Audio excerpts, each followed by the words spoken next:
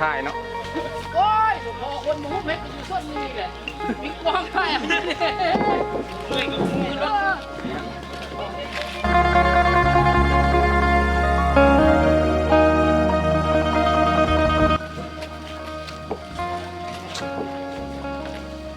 ไปอีกวะหมดแล้วเอาก็ได้นับชอบได้อยู่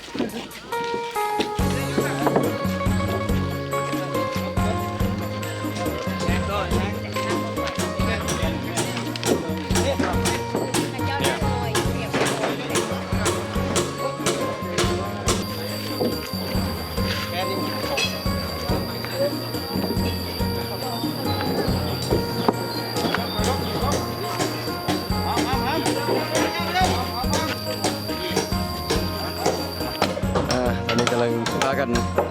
ครัวแปลงครัวทางเข้าบ้านทางเข้าแก่ยิงไซน้อยใหญ่เต็มเลยวันนี้พร้อมด้วยการจะตั้งแนวของเพิ่น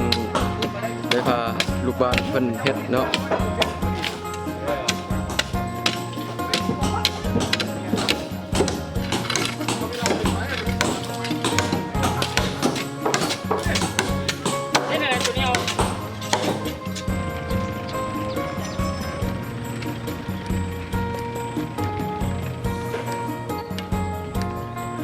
นี่ประชาชนเพิ่นกำลัง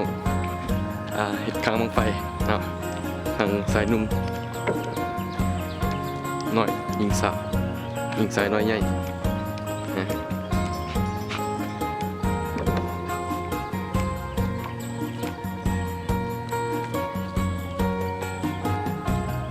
เพิ่นกำลังเฮ็ดตอนนี้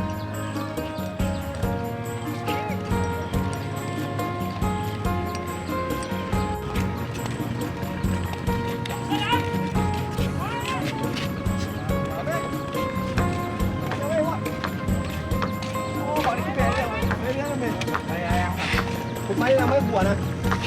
เอาไว้กันแค่ไอ้เราเข้าไปปากันเตือนเลยลูกมันยังมาหาปลาดอก สุดหล่อประจำซอย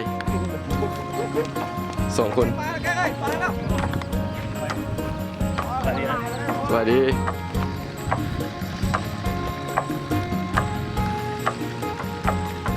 ขนาดนอนแรงเขาเลยเนาะ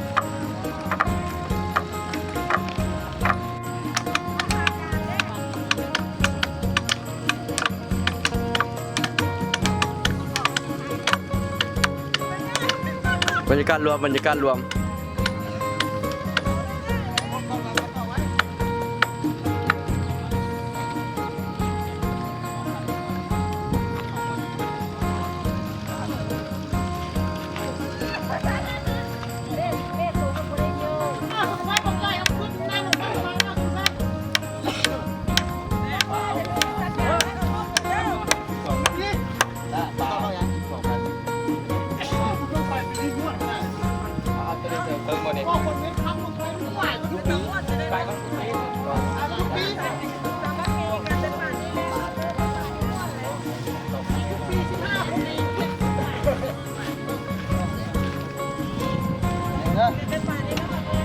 ว้าวแม่แม่ตัวนี้ตกแม่แม่ตัวนี้ตกแม่พูดอ่ะเอาตอนแน่ด้วยจำไม่แน่ด้วยตกไปกันพี่เส้นทางแม่ตกกันออกก่อนโอ้ยตกกันออกก่อน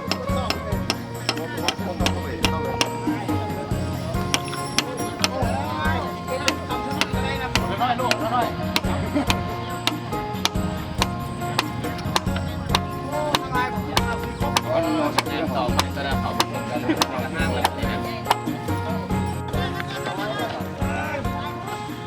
เอามาพี่พวก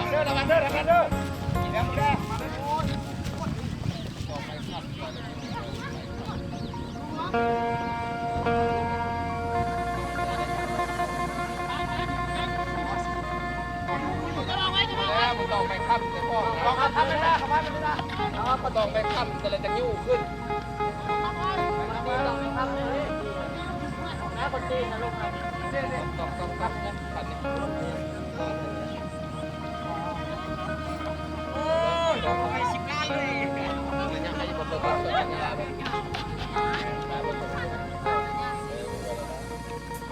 2 ล้าน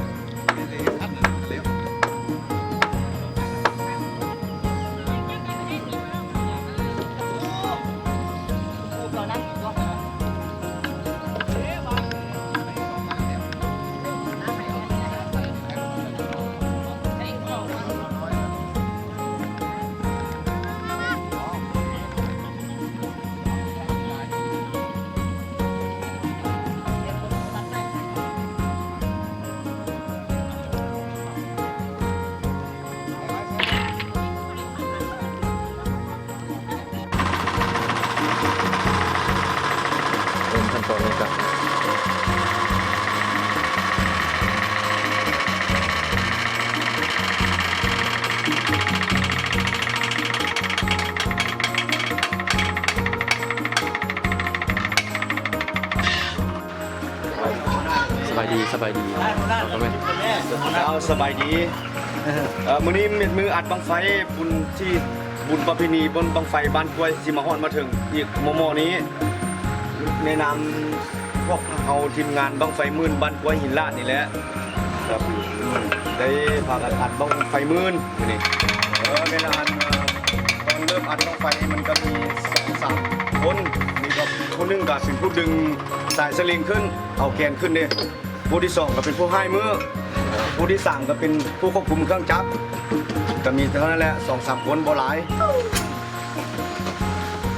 อันนี้เป็นนายสร้างดึงแกน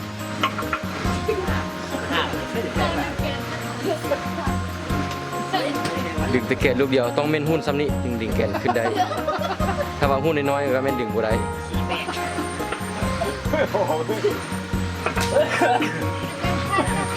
นี่เป็นขั้นตอนรวมๆเนาะ กูเล็กไปหาปลา เฮ้ยเลือดหรอ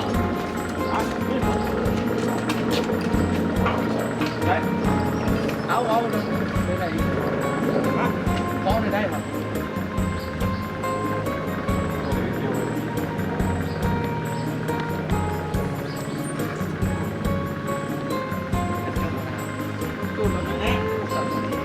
ข้าพเจ้าก็มาช่วยสนับสนุนคณะเฮ็ดบั้งไฟนี่แหละ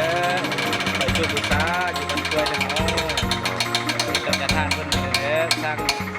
งานทานเพิ่นเราก็มาที่นำในการเฮ็ดแบบจุดบุญตุบูชาแล้วสิไปแข่งเพิ่นก็โฆษณาเพิ่นดอกมันสร้างบ้านนอกเพิ่นน่ะสร้างเงินลูกทุ่ง ทุ่งเนาะมีความรู้สึกยังไงในงานบุญในสิบบังฮอดในมะม่อนี่นะ โอ้ก็มีความดีอกดีใจที่ได้กาเกียมมาหลายเติมแล้วบุญบั้งไฟในบ้านเฮาก็ที่ซาว22นี้ก็อยากเชิญชวนพี่น้องชาวปักสันเฮามาลิ้นมาม่วนมาชมเบิ่งฮิตของประเพณีอันสืบทอดยาวนานมาหลายปีเนาะ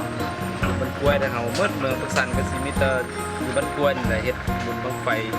ฮิตของประเพณีอันเก่าแก่นี่นะขอเชิญชวนชาวปักสันมาลิ้นมาเที่ยวเนาะอยู่บ้านกล้วยวันที่21 22เดือน6ที่ฮอดนี่แหละเอาบังไฟเขาก็ถือว่าเฮ็ดมานี่ก็บังไฟ5โลก็50บังแล้วดิบังไฟมื่นก็ได้13บังแล้วไกลที่สำเร็จเนี่ยได้เดี๋ยวนี้ประมาณ 90% ละไกลที่สำเร็จละ ส่วนหลายแม่นไทยบ้านเฮาบ่สั่งหรือว่าทางนอกเพิ่นมาสั่ง ส่วนหลายก็ทางบ้านเขาเนี่ยเฮ็ดเป็นหน่วยเนี่ยแล้วก็มาแต่ทางนอกเนี่ยเพิ่นก็มาสร้างทางมาแต่ทางปักซอกปักสันเพิ่นก็มาสร้างน้ำเอาจุบูชมบูชานี่แหละ ตามศรัทธาเนาะสิว่าล่ะ เพิ่นไม่อยากตาออกได้เบียร์นะ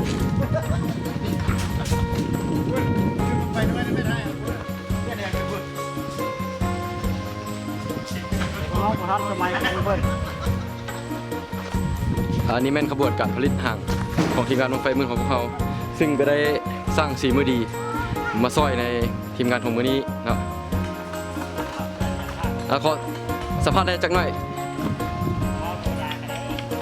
สบายดี เจ้าท่านมีชื่อว่าจังไดเนาะ ครับเจ้าซื้อลิ้นซื้อเท้าเนาะมีเบียกยังก็มาเฮ็ดบังไฟซอยนะท่านงานบังไฟมื่นบันกล้วยจำชมมาฟังได้ในวันที่21 22เด้อพี่น้องเด้อ บ่ได้รับฟังนะครับเบิ่ง นี่มันเพิ่นมีฝีมือทางด้านบังไฟมา ซึ่งจากพวกเขามากำเนิดมาจากแข่งสวรรคเขตบอกอะไรที่ผ่านมาก็เคยบังไฟมาแล้วเนาะแต่เพิ่นก็มีหน้าที่การงาน แต่ว่าความมักฮักอันนี้เป็นเรื่องหนึงเนาะที่เพิ่นมักฮักเพราะว่าแต่ละปีเพิ่นก็ได้มาซอยของทีมงานของพวกเราทุกๆปีเนาะนี่มันกระบวนการผลิตหางส่วนสิได้หางหนึงใช้เวลาบ่แม่นน้อยเวลา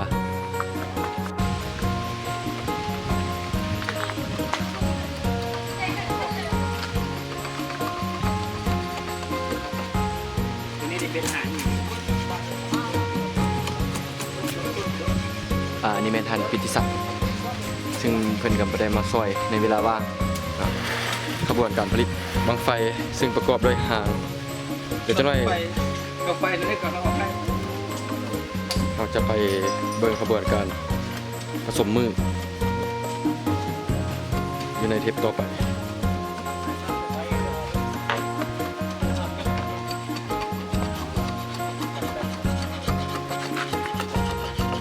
หน้าแล้วเลย สำหรับห่างตัวนี้ต้องได้เหล่ากันบ่ทันหรือว่าจะได้เป็นอย่างเฮาจึงได้เหล่าห่างก็บอกได้ไหมตัดออกได้นี่คันบ่เว้าเลย